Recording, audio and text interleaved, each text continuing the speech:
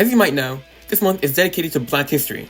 It's the time schools decide to suddenly talk about important Black figures, and as soon as the month's over, go right back to talking about how communism is actually good. But we're not here to talk about that. We're here to celebrate Black History Month by discussing the top 10 worst Black characters, at least in my opinion. Let's start with number 10. At number 10, we have Jessica Drew's Spider-Woman and Spider-Man Across the Spider-Verse. When watching this already pretty mediocre movie, Jessica Drew's presence didn't really make it any better. In fact, I'd argue her inclusion, at least this version of her, made this movie worse. She didn't really have a purpose in this movie. She showed up towards the beginning to do really nothing, and then played a very minor role throughout the movie. Honestly, you could cut her entirely from the movie and it wouldn't be any different. She was just an unnecessary part of an unnecessary movie. On top of that, not only is she race swapped, but the character designers decided to use the pregnant version of Jessica, which I'm not sure why they did that. It's not really an interesting thing that sets her apart from all the other Spider people, it's just strange. Monica Rambeau's MCU adaptation have been problematic from her first appearance. In Captain Marvel, she looks up to Carol Danvers, when that really doesn't make sense. In the comics, Monica was Captain Marvel way before Carol, by 30 years. So the fact that her MCU version looks up and is somewhat inspired by Carol is just a complete disconnect from the source material. I think the only reason they made this change was because they wanted to make Carol seem like such a powerful and inspiring female hero, as she had a part in inspiring a young Black girl to become a superhero. But the fact that they had to diminish a character's individuality to artificially bring up another's is just lazy and downright disrespectful. But not as disrespectful as Arkham vs. Deadshot. I will say, I haven't finished playing Suicide Squad Kill the Justice League, but the whole imposter Deadshot thing just rubs me the wrong way. We all know that the comic Deadshot is white, which Rocksteady obviously knew, which is why Deadshot is white in Arkham City, Assault on Arkham, and Arkham Origins. But then the Suicide Squad movie comes along in 2016 and casts Will Smith of all people as Deadshot, which yes, is probably the reason Rocksteady suddenly decided to make Deadshot black for their spin-off game. Now, the Arkham City Deadshot was an imposter, and the real Deadshot was just in retirement. Apparently it has something to do with the multiverse and Earth 2, which is probably the worst thing you can do if you want people to be engaged with your universe. Watch my Spider-Verse video.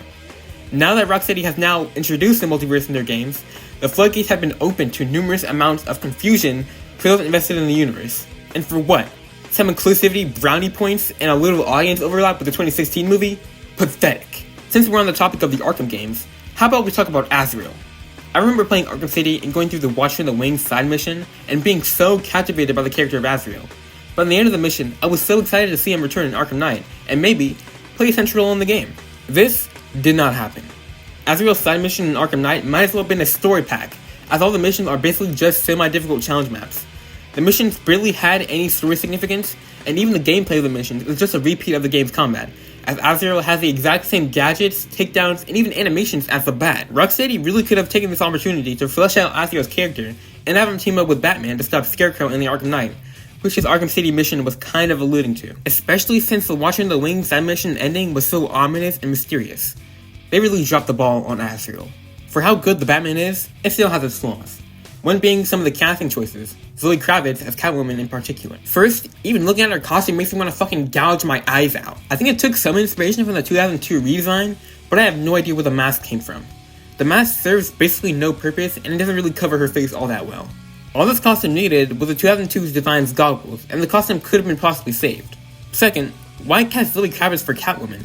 I could think of like 20 different actresses that would have been a better fit. And not only because she's black, and Catwoman has been portrayed as a very pale woman, like in Batman Returns, and the late Crisis period to the present day, but Zoe doesn't really strike me as a Catwoman. Maybe it was the movie's writing, but her portrayal of Catwoman doesn't really have the personality, cadence, and demeanor that Catwoman has in the comics. To be fair, we haven't had a good live-action adaptation of Catwoman in a while. Ever since Michelle Pfeiffer's great performance, yes. Batman shows without, well, the Bat, have never gone really well. Gotham Knights, the show, but the game I guess too. Titans, just to name a few. Batwoman is another good example of shows surrounding the Batman mythos that don't include him. And before you start saying, well, there's actually a Batman embargo that prevents Batman from being in multiple different media at once. Shut the fuck up, okay? DC can't trust fans to differentiate Batman in two different styles or actors, but can trust them to understand and comprehend all the different multiversal events and retcons that mess with continuity? Yeah, that makes perfect sense to me. Oh, where were we? Batwoman sucks. The show and the character, at least in the second season. Not only did they replace the honestly pretty good casting of Ruby Rose with a black woman, They replaced her because the hacks over at DC wanted a more inclusive Batwoman, even though Batwoman is literally a minority. She's gay. Allegedly, DC wanted a double minority, replacing the gay woman with a black gay woman, which is just wild. I haven't watched Batwoman, but given that it's a Batman show without Batman, it doesn't really seem that good. But the only saving grace was the casting, until of course they replaced Riri with the black woman. Batwoman? More like black woman. Who the fuck wrote the script, alright? Who the fuck wrote the script? So, what do I even say about this? Just why? Out of all the characters to put in the already messed up Illuminati, you include one of the Captain Marvel's mothers, who has never been a superhero before, and make her this universe's Captain Marvel? Whoever was responsible for this decision should probably kill themselves. Like, there's no reason to keep living if you made this decision. I talked about this in my Why Does Hollywood Keep Doing This in Comic Book Movies video, but for those who don't know, Death of the Endless is a very, very white character. For the Netflix adaptation of Sandman, they casted a very not white actress. Why? Most likely for diversity points, as in the same show, both John Constantine and Lucifer was casted as women, and Rose Walker and Unity Kincaid were casted as black women, which makes me so sad because Sandman is such a good series. Along with a race change, like Zoe Kravitz, Kirby Howell Baptiste just doesn't have the same cadence as their comic counterpart, which I didn't mention before, but completely invalidates the whole best actor for the job argument people like to bring up during conversations about race changes. All in all, Death of the Endless' race change has got to be one of the most egregious race changes of them all. As in the comic, she's literally a few shades away from being white, or maybe she's already white. Point is, terrible decision. This next one is an interesting character. Many people do and don't like the comic version of Ironheart. Keyword, comic version. Many say that she's a shallow character that's given everything for seemingly no good reason. Many call her critics racist man-children who cry at the sight of any sort of black representation in comic media. Me?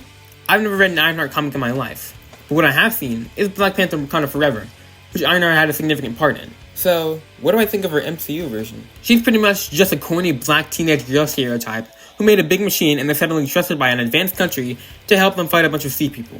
This version of Ironheart definitely has some of the undeservedness her comic counterpart allegedly has. I really can't say that much about her. She was in the movie, didn't really do much, and once the movie was over, I kinda just forgot about her. For sure, one of the characters of all time. Before we get to the number 1 spot, there are a few honorable mentions. Characters that were close, but didn't quite make the list. In 13th place was Cyborg in the DCEU. I didn't really like how he was portrayed as a melancholic teenager, since the comic version is not that. But as a character disconnected from the comics, I didn't really hate him. In 12th place was Jimmy Olsen, but I couldn't really pick one singular version to criticize, if you know what I'm saying. If you watched my Spider-Verse video, you probably knew where this was going. But for those who didn't, I do not like Miles Morales. For one, he's literally just the ultimate Spider-Man, the Spider-Man from Miles' universe, but black. Same powers, except for the ones that are unique, other than the fact that other Spider-People who preceded Miles have the same ones. Same origin, and even the same personality.